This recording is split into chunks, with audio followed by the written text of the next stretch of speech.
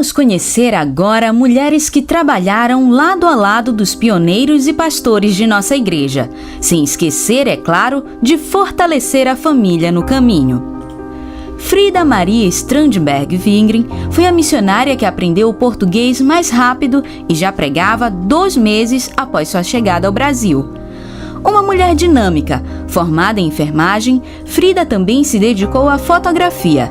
Tocava órgão e violão e cantava muito bem, incluindo 22 hinos seus na harpa cristã. Bem articulada, foi colunista e editora dos jornais Boa Semente, O Som Alegre e O Mensageiro da Paz. Por vezes substituiu Gunnar Wingren na direção dos cultos. Frida sofreu com a perda da filha mais nova e de seu marido no curto espaço de 1 ano. E veio a falecer 7 anos depois, aos 49 anos. Mas sua maior vontade era ainda poder retornar ao campo missionário. Muito calada, Sarah Berg costumava falar apenas o necessário. Conciliadora, era sempre consultada para resolver os conflitos entre os irmãos. Inteligente, ela fez o curso de assistência social para cuidar de crianças e pessoas deficientes. Converteu-se aos 19 anos e não queria ser batizada em águas, mas ao obedecer à voz de Deus, desceu às águas, recebeu o chamado missionário e logo casou-se com Daniel Berg. Na igreja, dirigia os cultos infantis e organizava passeios com as crianças para as praças da cidade. Uma mãe exemplar, admirada por seus filhos, Débora e Davi. Carolina Josefina Berg Nystrom, ou Lina Nystrom como ficou conhecida, nasceu em 1887. 4 anos mais velha que o esposo, Samuel Nystrom se apaixonou por ela assim que a conheceu. O dia do casamento foi também o dia em que foram separados para fazer missões no Brasil. Enfermeira, trabalhou em hospitais, evangelizou nas ilhas da Amazônia e em casas de detenção. Na época, os homens tinham o costume de usar ternos brancos, que ela fazia questão de manter sempre limpos e bem passados. Hospitaleira, se preocupava com as roupas e a boa alimentação dos pastores que chegavam do interior. Descrita como uma mãe amorosa, embora não tivesse filhos naturais, Lina faleceu aos 96 anos na Suécia.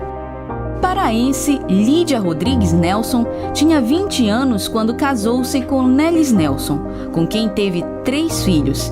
Esposa e mãe dedicada, na área social fundou um orfanato e administrou um abrigo para as idosas da igreja. Musicista, trabalhou com corais e criou conjunto juvenil só com vozes femininas. Artista plástica, teve seus quadros expostos e elogiados em galerias no Pará e no Rio de Janeiro, além de constar na história como a primeira mulher a tirar a carteira de motorista no Pará.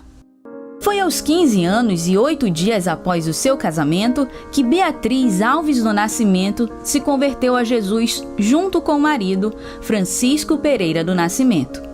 A esposa do primeiro pastor brasileiro da Assembleia de Deus era de poucas palavras, amava cuidar da casa e cozinhava muito bem. Chegava a realizar pequenos reparos e até mesmo a pintura da casa.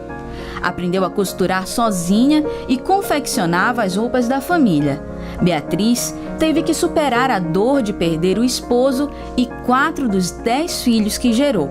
Sua dedicação à oração e cuidado com a família renderam bons frutos, já que toda a sua descendência é envolvida na obra de Deus.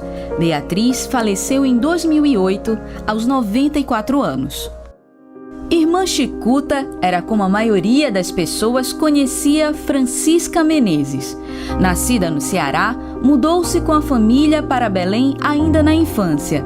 Aos 16 anos, casou-se com José Pinto de Menezes, uma mulher simples e muito sábia, que incentivou os 9 filhos a se dedicarem aos estudos que ela não teve.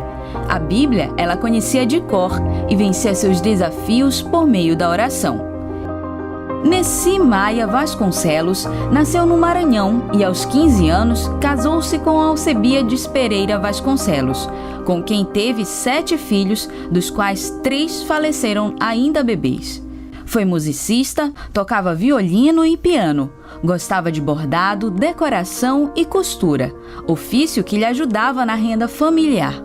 Em 1964, foi aprovada para ser funcionária pública federal. Na época, ela tinha 40 anos. Na igreja, sua principal função era no ensino na escola bíblica dominical. Judite de Lima Gouveia é sempre lembrada com muito carinho. Aos 20 anos, casou-se com o jovem comerciante que ela ganhou para Jesus, Firmino da Anunciação Gouveia. Com ele teve 9 filhos. Professora por formação, Judite era incansável realizando cursos para o lar, ensinando mulheres a cozinhar, bordar, costurar. Também era responsável pelas programações de Natal, com peças teatrais e poesias. Foi aluna da primeira turma do Seminário Teológico, além de lotar estádios com crianças nos encerramentos das escolas bíblicas de férias, que ela implantou em Belém. Com o coração debilitado, faleceu em 1990, aos 65 anos.